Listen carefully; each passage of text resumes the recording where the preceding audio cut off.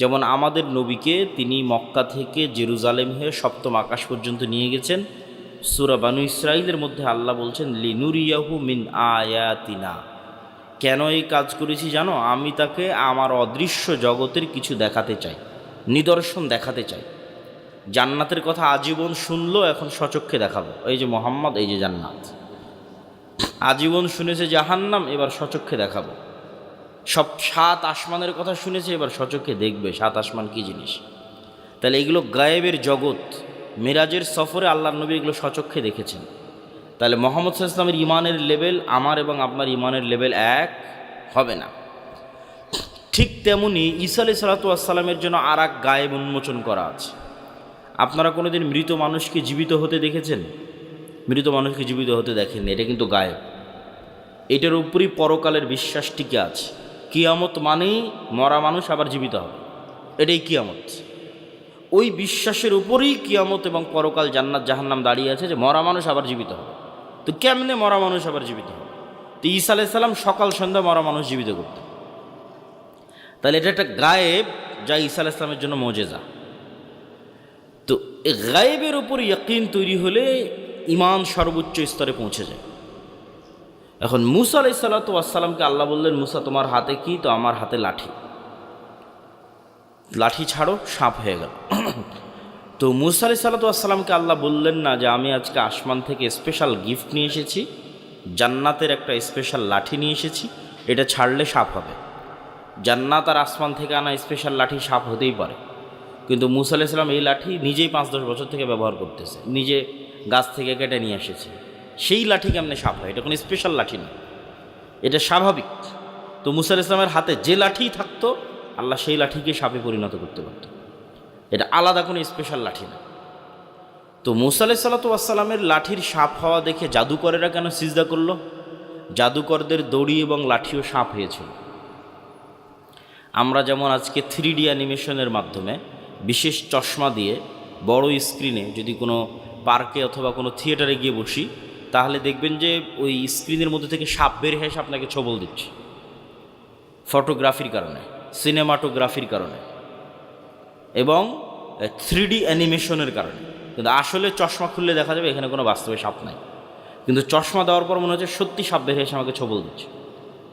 তো যেই প্রযুক্তি দিয়ে আমরা এখন সাপের, মানুষকে আমাদের প্রযুক্তি দিয়ে সাপের একটা ধরন দিয়ে ভয় দেখাচ্ছি, সেম কোনো জাদুকরি প্রযুক্তি দিয়ে তাদের লাঠি, তাদের দড়িগুলো চোখের সামনে মনে হচ্ছিল সাপ, কিন্তু ইন রিয়ালিটি এগুলো সাপ নয়। এটা আজকেও সম্ভব না।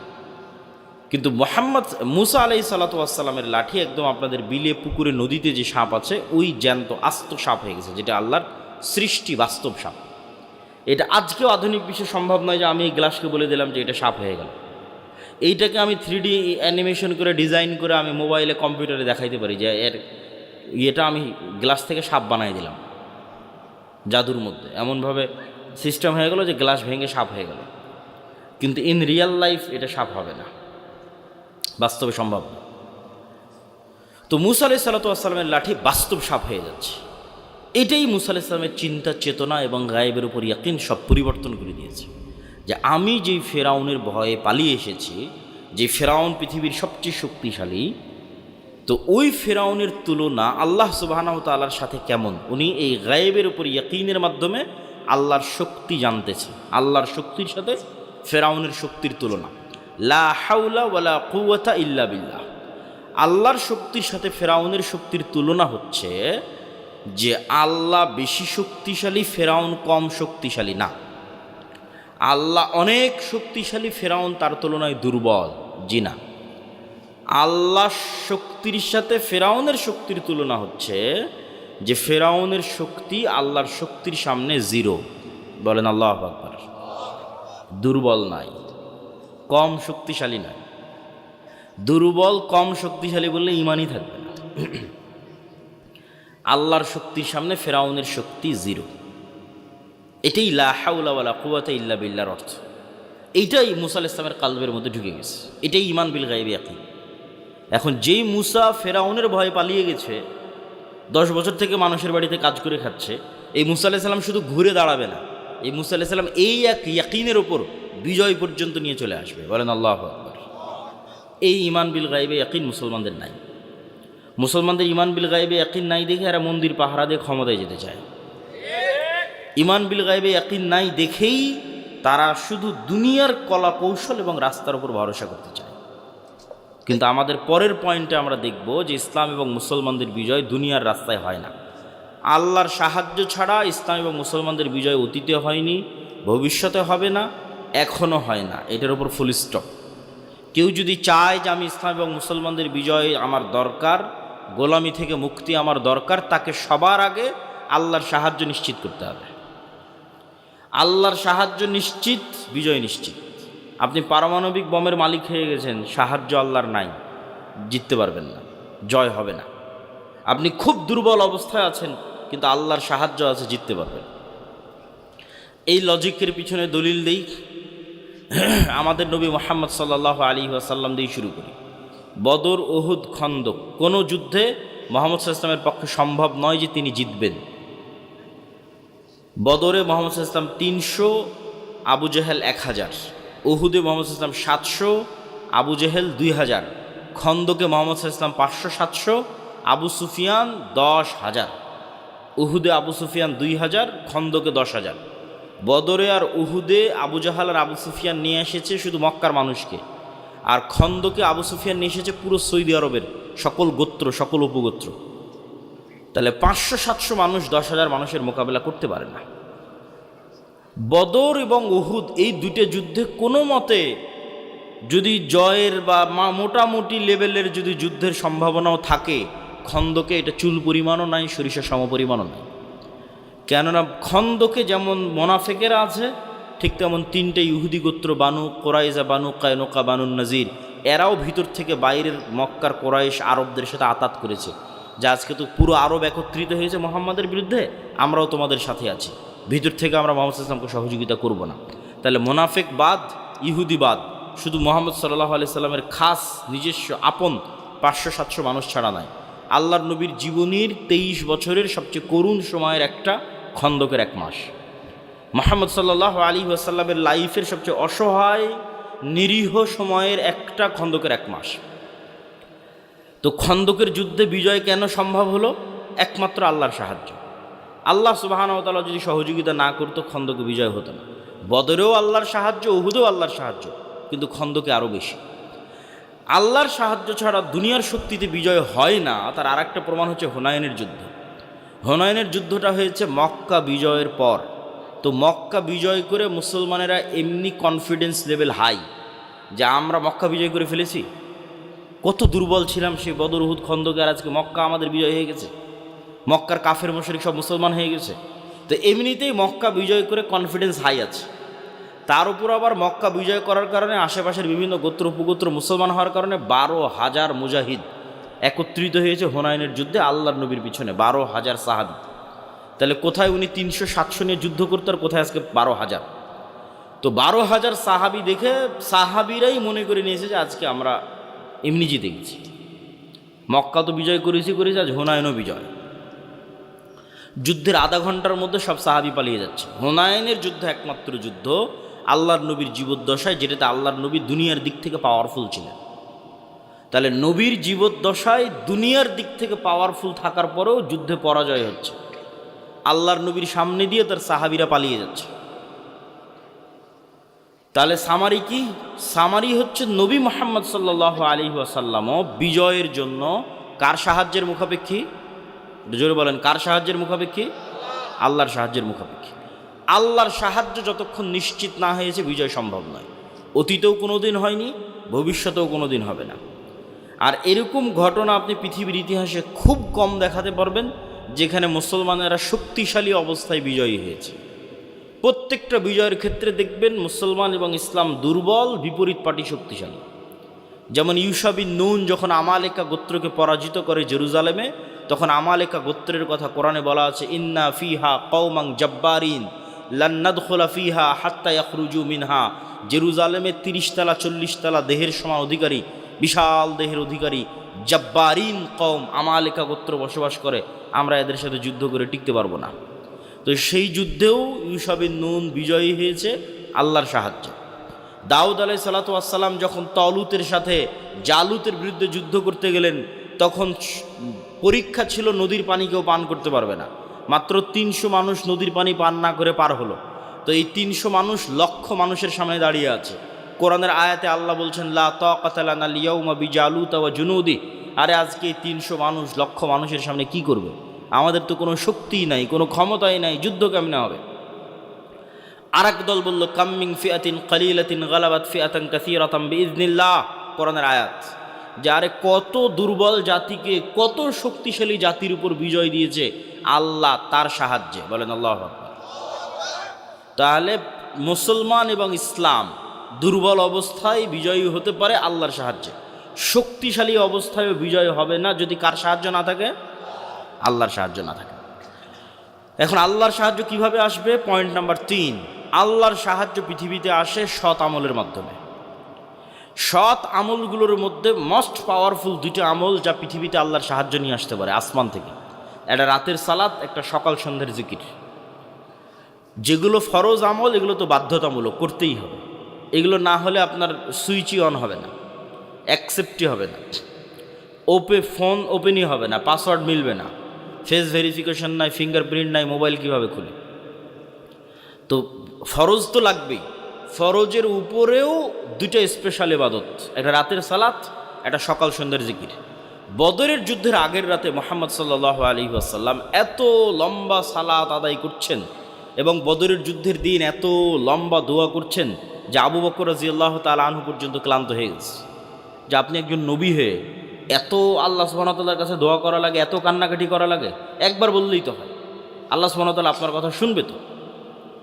কিন্তু ঘটনা হচ্ছে যে মুহাম্মদ সাল্লাল্লাহু আলাইহি ওয়াসাল্লাম আমার এবং আপনার চেয়ে ভালো জানতেন যে বদরে আমার বিজয় সম্ভব নয় কার সাহায্য ছাড়া? আল্লাহর সাহায্য ছাড়া। 1 নাম্বার, এটা আমার এবং আপনার চেয়ে ভালো জানতেন। 2, মুহাম্মদ সাল্লাল্লাহু আলাইহি ওয়াসাল্লাম আমার এবং আপনার চেয়ে ভালো জানতেন যে আল্লাহর সাহায্য পৃথিবীতে আমি মুহাম্মদ যদি নিয়ে আসতে চাই তাহলে আমাকে রাতের সালাত আদায় করতে হবে, আল্লাহর কাছে কান্নাকাটি করে দোয়া করতে হবে।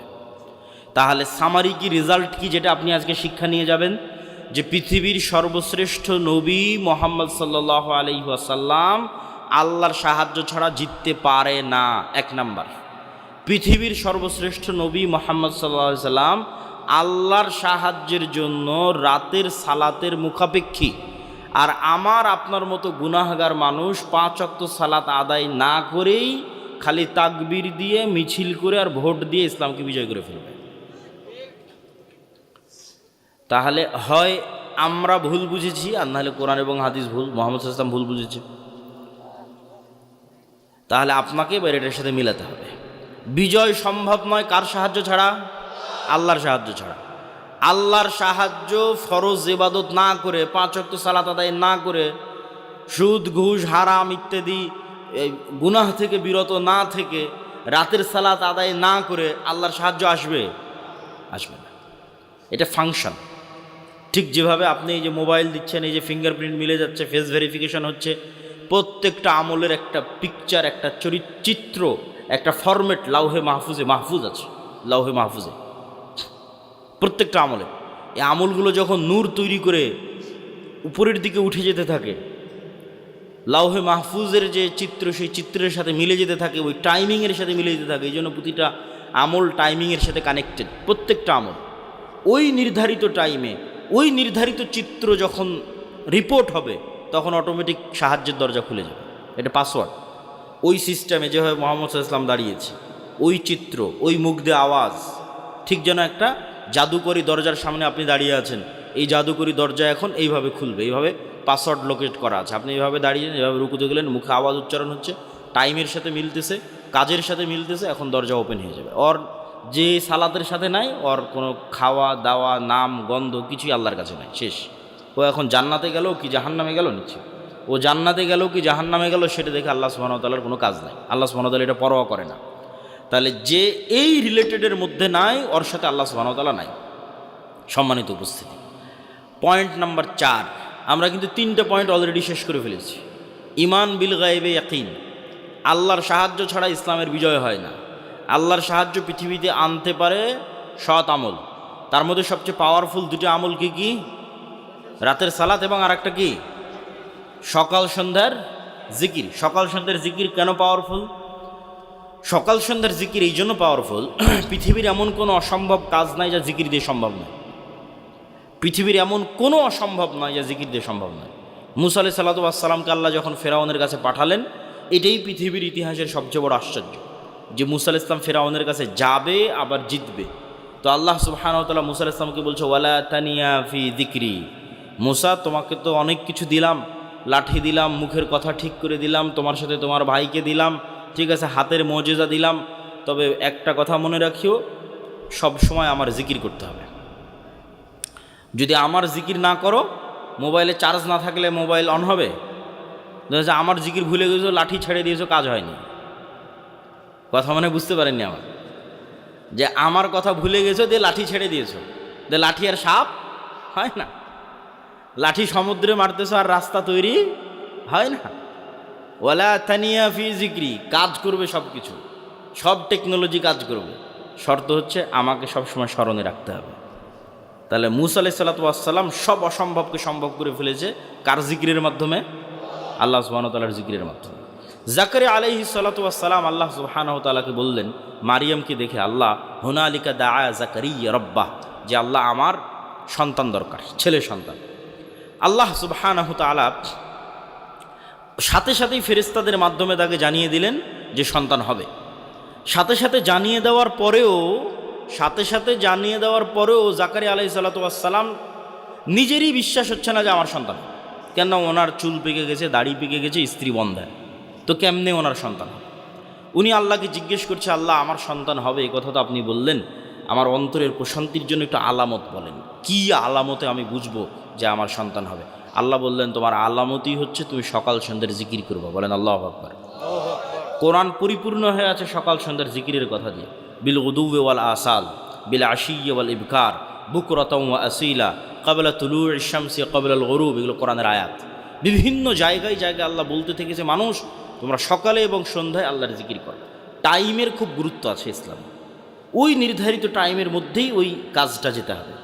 ওই নির্ধারিত টাইম পার হয়ে গেলে ওই কাজ আর ওই রকম ইফেক্টিভ হবে না। যেমন রাতের শেষ অংশের সালাত, ওইটা ওই টাইমের সাথে রিলেটেড। সকাল সন্ধ্যের জিকির, ওটা ওই টাইমের সাথে রিলেটেড।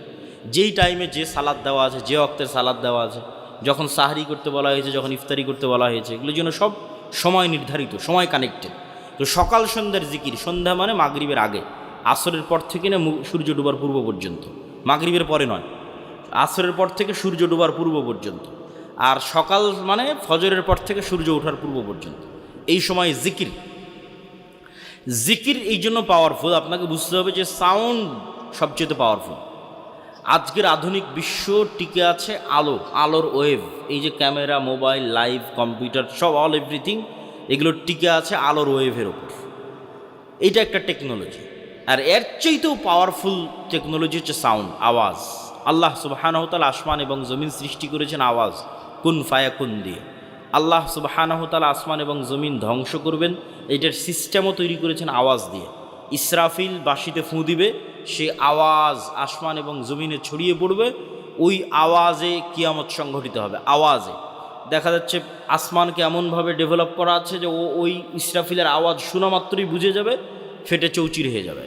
সূর্যকে এমনভাবে ডেভেলপ করা আছে, সেট আপ করা আছে, ওই ইসরাফিলের আওয়াজ শুনবে, ভেঙে চৌচির হয়ে পড়ে যাবে। এরা সব আওয়াজ বুঝে। আবার মানুষেরা যারা পৃথিবীতে ঘুমান্ত অবস্থায় আছে কবরের নিচে, ইসরাফিলের এক আওয়াজে সব জীবন্ত হয়ে যাবে, কিয়ামত সংঘটিত হবে, আওয়াজ দিয়ে সব জীবন্ত হয়ে যাবে। তো আওয়াজ হচ্ছে মোস্ট পাওয়ারফুল, খুবই পাওয়ারফুল।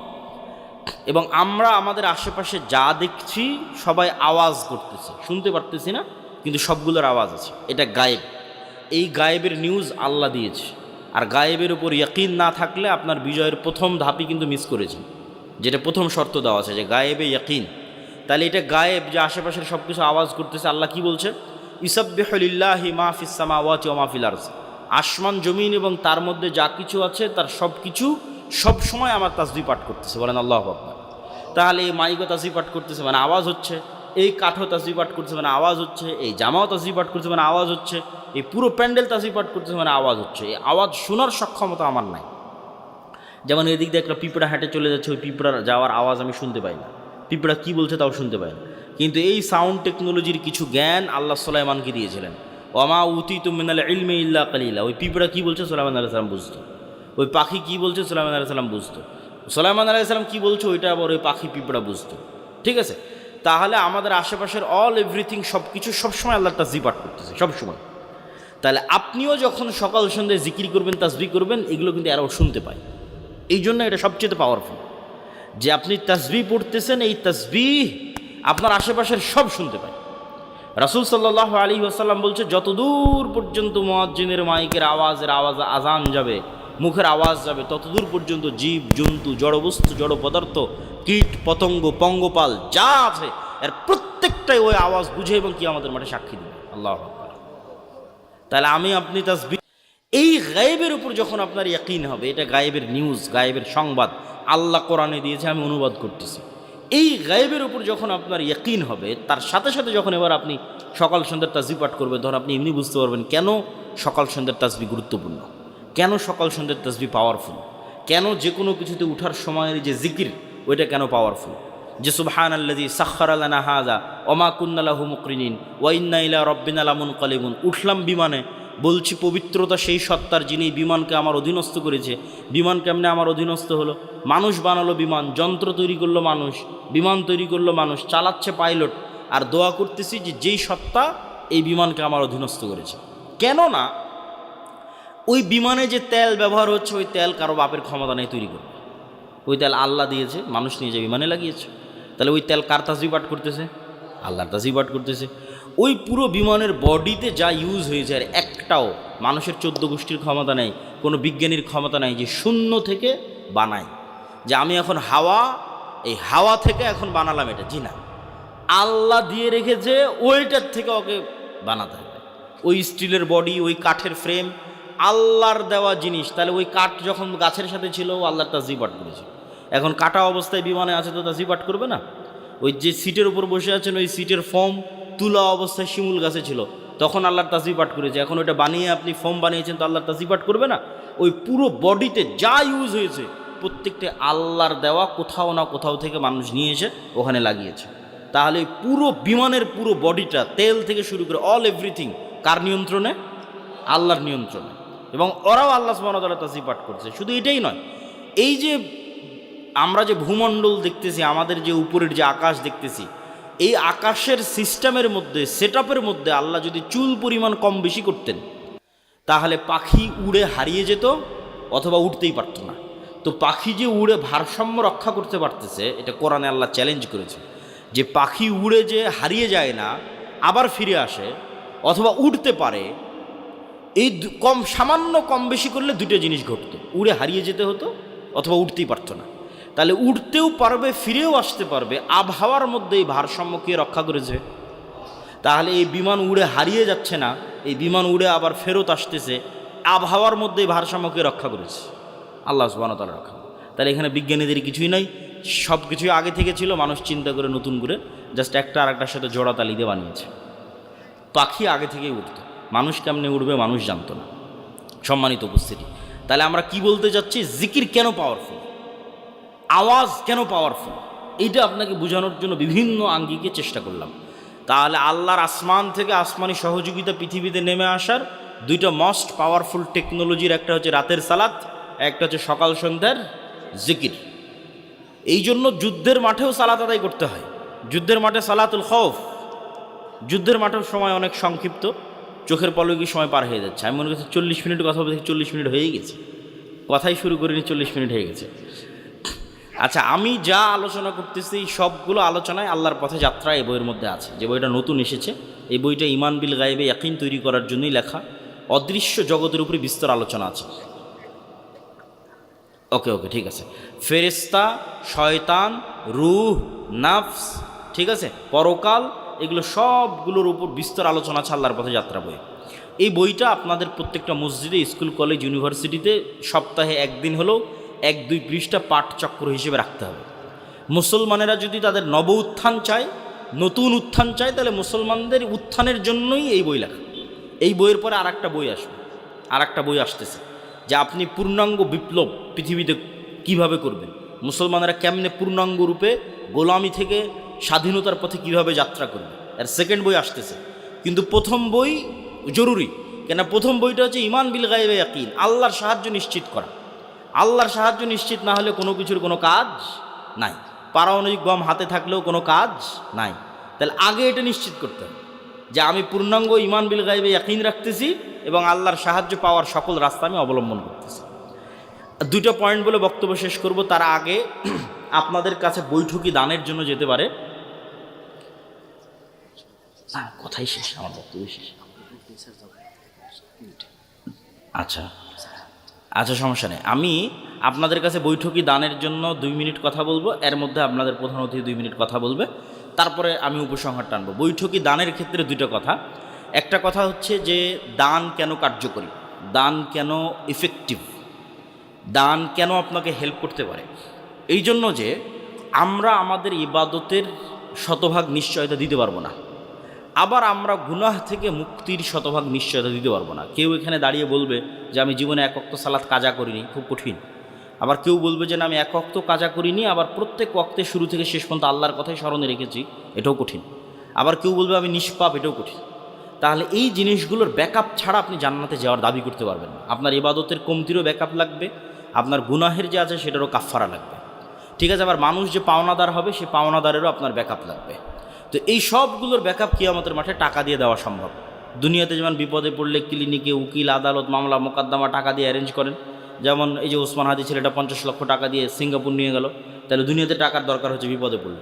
কিয়ামতের মাঠে টাকার দরকার হবে, কিন্তু ইনস্ট্যান্ট অ্যারেঞ্জ করা যাবে না, এখন দিয়ে রাখতে হবে। এখন দিয়ে রাখলে ওই টাকা কিয়ামতের মাঠে কাজে দেবে, এটাই রুলস। কিন্তু টাকা কিয়ামতের মাঠে কাজে দেবে। আর এখন টাকা দিয়ে রাখলে আল্লাহ সুবহানাহু ওয়া তাআলা সেই টাকাকে বাড়াতে থাকবে। এই জন্য কিয়ামতের মাঠে আপনাকে ধনী অবস্থায় উঠতে হবে, হয় জীবন দিয়ে শহীদ হয়ে জান্নাত কিনতে হবে, নয় টাকা দিয়ে জান্নাত কিনতে হবে। ইবাদত দিয়ে জান্নাতের নিশ্চয়তা খুব কঠিন, কেন আপনি নিজে ঠিকমতো ইবাদত করতে পারেন না, কম বেশি হয়ে যায়। গুনাহ মুক্ত থাকা দিয়ে জান্নাতের নিশ্চয়তা খুব কঠিন, কেন গুনাহ হয়ে যায়। তাহলে একটাই রাস্তা যেটাতে জান্নাত নিশ্চিতভাবে কিনা যাবে, হয় জীবন দিয়ে শহীদ হও, নাহলে টাকা দিয়ে জান্নাত কিনো।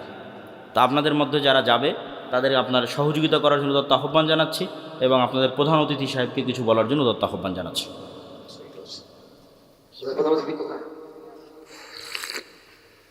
আপনাদের স্বেচ্ছাসেবক পাঠান দানের জন্য। আপনারা সবাই পকেটে হাত দেন, আর কেউ যাবেন না, শেষ করে দেবেন। 10টা বলে শেষ করে দেবেন ইনশাআল্লাহ। 10টা বাজবে আর শেষ করে দেবেন। আপনারা অনুগ্রহ করে কেউ যাবেন না, 10টা হলে প্রোগ্রাম শেষ হয়ে যাবে ইনশাআল্লাহ।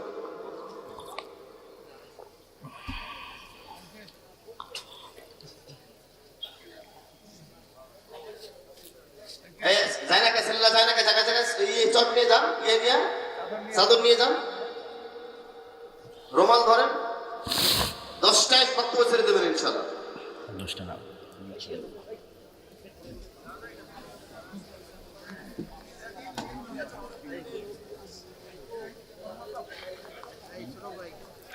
আমি কথা বলি। তো আমি আপনাদের দান শেষ হতে হতে, যেহেতু আমাকে আবার এখান থেকে দূরে যেতে হবে, 40 মিনিট মোটামুটি কথা বলা হয়ে গেছে। অল্প কথার মধ্যেও যদি আমল করেন কাজে দিবে। 2টো পয়েন্ট থেকে গেছে, একটা হচ্ছে প্রকৃত নেতৃত্ব, সত্যবাদিতা, ন্যায়পরায়ণতা, একটা হচ্ছে শিক্ষা এবং জ্ঞান। সহজে বুঝাই, আপনার জন্য বুঝতে কাজে দিবে। আল্লাহ সুবহানাহু ওয়া তাআলা পৃথিবী কিছু ফাংশনের উপর সেট করেছে, যেমন মোবাইলের কিছু ফাংশন, ফ্ল্যাশ লাইট, ওই যেমন ক্যামেরা দিয়ে ছবি তুলতেছে, ফাংশনে চাপ দিচ্ছে, ঠিক আছে। তো পৃথিবীতে কিছু ফাংশন আল্লাহ সেট করেছে, এটা যেই ইউজ করুক না কেন কাজে দিবে। এখন মোবাইলের ওই ক্যামেরার বাটনে যদি মুসলমান চাপ দেয় তাও কাজ দিবে, ইহুদি চাপ দিলেও কাজ দিবে, খ্রিস্টান চাপ দিলেও কাজ দিবে। তো আল্লাহর পৃথিবীর ফাংশন হচ্ছে যে জ্ঞান অর্জন করবে সে নেতা হবে, যে সত্যবাদী ন্যায়পরায়ণ হবে সে নেতা হবে। তো জ্ঞান অর্জন যদি ইহুদি খ্রিস্টান করে, আর দেল দুয়ারের যুবকেরা যদি বিড়ি, সিগারেট, মদ, জুয়া, গাঁজা, নেশা, ফ্রি ফায়ার, পাবজি, খেল তামাশা, আলহামদুলিল্লাহ, বিভিন্ন নেশা এবং মাদকতার মধ্যে ব্যস্ত থাকে, আর ইহুদি খ্রিস্টানের সন্তানেরা যদি জ্ঞান অর্জন করে, তো কে নেতা হবে? আর একটু জোরে বলেন, কে নেতা হবে? ইহুদি খ্রিস্টান হবে। আল্লাহ বলবে না যে ইহুদি খ্রিস্টান তোরা জ্ঞান অর্জন করছিস, তোদের নেতা বানাবো না, আমার দিল দুয়ারের কিছু বান্দা আছে, এরা মদ খায়, জুয়া খায়, এরা মুসলমান, এদের নেতা বানাবো। এই কাজ আল্লাহ করে। আল্লাহ সুবহানাহু ওয়া তাআলা রুল ব্রেক করে না। তাহলে যে ফাংশনের উপর সেট করা আছে ওই ফাংশনকে ইউজ করতে হবে। এই ফাংশন যে ইউজ করবে তার জন্য কাজ দেবে।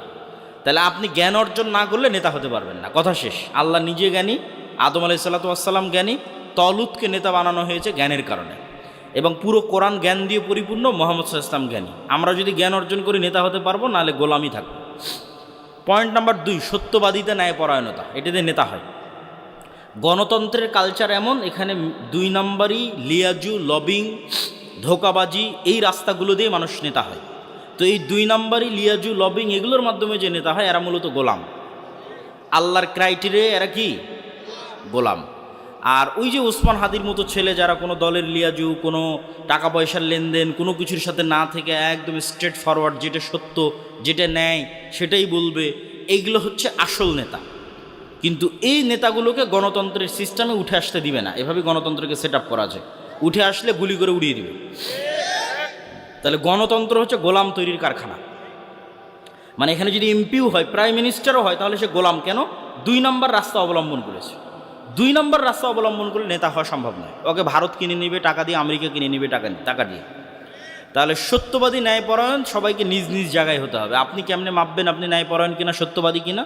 নিজের পিতার জমিতে নিজের বোনকে ন্যায়ের সাথে সম্পত্তি বন্টন করেছেন কিনা, একটা ছোট্ট পরীক্ষা।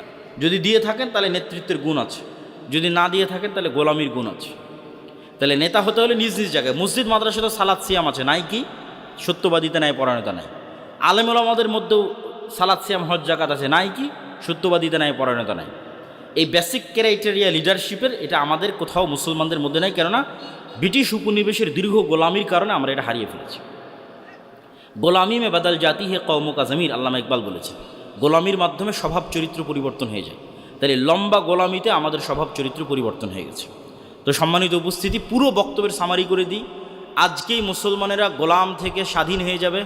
500 যদি যুবক এরকম তৈরি হয় যারা আমার এই বক্তব্যকে পূর্ণ করে দিতে পারবে, 500। আমি যে থিওরি দিয়ে গেলাম, সিক্রেট রেসিপি দিয়ে গেলাম, এটা বাংলাদেশের ক্ষমতা দখলের নয়, পৃথিবীর ক্ষমতা দখলের। সারা পৃথিবী, শুধু বাংলাদেশ নয়, সারা পৃথিবী। ইমান বিল গায়বে ইয়াকিন থাকতে হবে, আল্লাহর সাহায্য নিশ্চিত করতে হবে। আল্লাহর সাহায্য নিশ্চিত হওয়ার জন্য সৎ আমল লাগবে। ফরজ ইবাদতের পাশাপাশি রাতের সালাত এবং সকাল সন্ধ্যার জিকির। সত্যবাদিতা, ন্যায়পরায়ণতার জ্ঞান এবং শিক্ষায় সর্বোচ্চ স্তরে যাওয়া, এই 2টা দুনিয়ার কাজ। আগের যেগুলো বললাম এগুলো আল্লাহর সাথে রিলেটেড, আর বাকি 2টা দুনিয়ার সাথে রিলেটেড। তাহলে আপনি হবেন এরকম 500 মানুষ যদি তৈরি হয়ে যায় যারা এরকম ক্রাইটেরিয়া পূর্ণ করবে, এরা শুধু বাংলাদেশ বিজয় করবে না, এরা পৃথিবী বিজয় করবে। তো আল্লাহ সুবহানাহু ওয়া তাআলা আমাদের উম্মতকে, আমাদের নতুন প্রজন্মকে এটা করার তৌফিক দান করুক, আল্লাহুম্মা আমিন। এই বলে আমার সংক্ষিপ্ত বক্তব্য এখানেই শেষ করছি। মাসিক আল ইতিসাম, মক্তব, দাওয়াইল আল্লাহ, এগুলোকে মূল্যায়ন করবেন। বিস্তারিত বলার সময় পেলাম না। আল্লাহর পথে যাত্রায় বইটাকে মূল্যায়ন করবেন। সুবহানাক আল্লাহুম্মা ওয়া বিহামদিকা, আশহাদু আল্লা ইলাহা ইল্লা আনতা, আস্তাগফিরুকা ওয়া আতুবু ইলাইক। আসসালামু আলাইকুম ওয়া রাহমাতুল্লাহি ওয়া বারাকাতুহু। ওই আপনার প্রধান অতিথি, ওই আপনার কি? মাশাআল্লাহ, চমৎকার বক্তব্য দিচ্ছিলেন। সময়ের অভাব। একটা ঘোষণা, কুটিয়াদানি দক্ষিণপাড়া জামে মসজিদের উদ্যোগে 25শে ডিসেম্বর ওয়াজ মাহফিল। প্রধান বক্তা শায়েখ শাহেদ আখতার হক্কানি, মুর্শিদাবাদ, ভারত। আপনারা সবাই যাওয়ার জন্য চেষ্টা করবেন ইনশাআল্লাহ। আর আজকে আমাদের এই প্রোগ্রামের প্রধান আলোচক আব্দুল্লাহ বিন আব্দুর রাজ্জাককে আমাদের এই প্রতিষ্ঠানের পক্ষ থেকে অভিনন্দন, শুভেচ্ছা।